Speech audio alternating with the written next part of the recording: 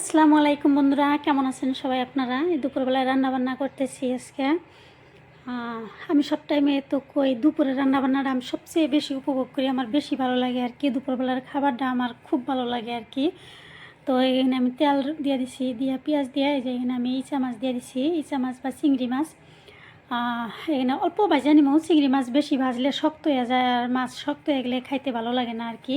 তো এখানে আমি পটল চিংড়ি বানাবো আর কি, পটল দিয়া চিংড়ি মাছ আলু দিয়া বানাইতেছি। আমার মাছ ভাজা হয়ে গেছে, বেশি কড়া করে ভাজি নেই আর কি, একটু একটু ভাজা নিছি আর কি কোনোরকম দিয়া। তারপরে এগুলো যে এখানে পটল আর আলু ঢেলে দিছি।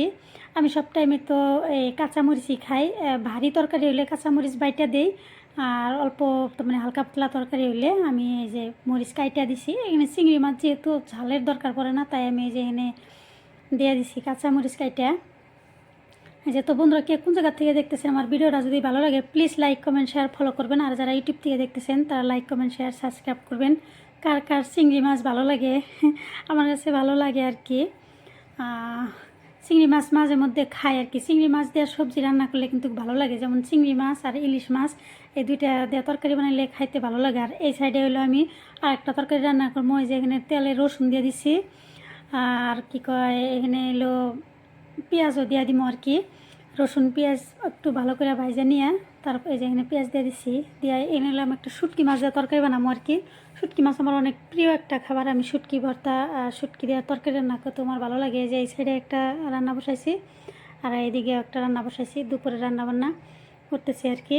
অনেক রোদ উঠছে, গরম। এই যে শুটকি মাছ আমি কাইটা গরম পানিতে ধুয়ে পরিষ্কার করে নিছি। শুটকি মাছ তেলে অনেক ভালোভাবে ভাজানো নিম আর কি। আর শুটকি মাছ ধোয়ার টাইমে খুব সতর্কতা, মানে ভালোভাবে ধোয়া লাগে, কিছুমান টাইমে পোকা চোকা থাকে। আর গরম পানি দেওয়া তো পরিষ্কার অবশ্যই করা লাগবো, কইরা তারপরে রান্না করা লাগবে। যেখানে আমি যে মিষ্টি কুমড়ো দিয়ে দিছি, কেউ কেউ বিলাতি নাই কয়, আমরা বিলাতি নাই কই, মিষ্টি কুমড়োও কই, এখানে দিয়ে দিছি। আর মিষ্টি কুমড়ো আমি ভাজি করে খাই, আবার হলো রান্না করেও খাই, একদম কুচি যেটা থাকে কুচি ডায় চিংড়ি মাছ দিয়ে রান্না করে খাইলে ভালো লাগে। তো এই সাইডে আমার তরকারি কষানো হয়ে গেছে, এই যে পটল চিংড়ি কষানো হয়ে গেছে, এখানে আমি ঝোল দিয়ে দিব আর কি। এই যে পুরাটাই কষানো হয়ে গেছে, একদম পুরা ভালো মতো কষানো হয়ে গেছে আর কি। এই যে দেখেন, দেখা যায় আর কি কষানো হয়ে গেছে। আমি পানি দিই নাই, তরকারিতে থেকে যে টুকা পানি বাড়িছে ওই টুকা দিয়ে আমি ভালোভাবে কষিয়ে নিছি তরকারিটা। আর এই সাইডেও একটা তরকারি আমি বসাই দিছি, যে ওই যে মিষ্টি কুমড়োর তরকারি, ওইটা ওইদিকে হইতেছে, এটা এদিকে হইতেছে খুব তাড়া, তার মানে অনেক গরম, তার মানে কিচেনে থাকলে খুব গরম লাগে, তাই তাড়াতাড়ি রান্না করতেছি আর কি। দুইটাই ছড়াইয়া দিছি। এই যে এখানে এটাও তরকারি প্রায় কষানো হয়ে গেছে, এই যে তরকারি কষানো হয়ে গেছে। তো পাকা মিষ্টি কুমড়ো কেউ শুটকি মাছ দিয়ে রান্না করে খায় কি নাই আমি জানি না, কিন্তু আমি খাই, আমার কাছে খুব ভালো লাগে আর কি।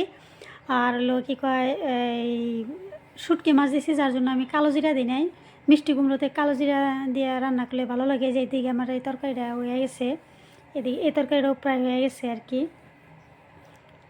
এই যে দেখেন কালার টালার একদম পুরো ঠিকঠাক আছে, একদম সেদ্ধ হয়ে গেছে। এটা একদম গলায় ঘেটা ঘেটা করে ফেলাইলে আমার ভালো লাগে না আর কি, যেহেতু এটা তরকারি বানাইছি, তরকারি গলায় ফেলাইলে এটা খাইতে আর ভালো লাগে না। তো এই যেখানে আমি নিয়ে নিছি, এই যে দেখেন আমার তরকারি হয়ে গেছে, একদম গরম গরম তরকারি।